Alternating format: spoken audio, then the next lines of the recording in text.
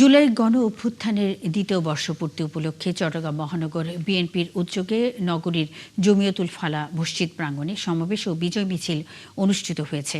মঙ্গলবার সমাবেশে প্রধান অতিথি ছিলেন সংসদ সদস্য সাইদ আল নোমান। এ সময় তিনি বলেন, জুলাই গণ অভ্যুত্থান কেবল বৈষম্য দূর করার আন্দোলন ছিল না, বরং সমাজে ন্যায় বিচার ও ইনসাফ প্রতিষ্ঠার আন্দোলন ছিল।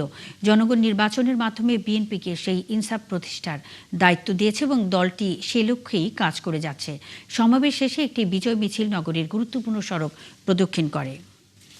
জুলাই গণ অভ্যুত্থানের শুধু বৈষম্য বিমোচন নয়, ইনসাফের জন্য জুলাই এসেছিল বাংলাদেশে।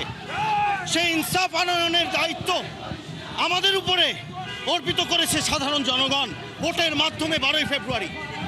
এখন আমাদের দায়িত্ব সেই ইনসাফ যেন আমরা করতে পারি, আমাদের উপরে যে অর্পিত আছে দায়িত্ব সেটা পালন করাই এখন আমাদের মূল কাজ। সেটার মাধ্যমেই জুলাই গণ অভ্যুত্থানের শহীদদের প্রাণের প্রতি আমাদের সম্মাননা জানানো সম্ভব, আর কোনোভাবে নয়।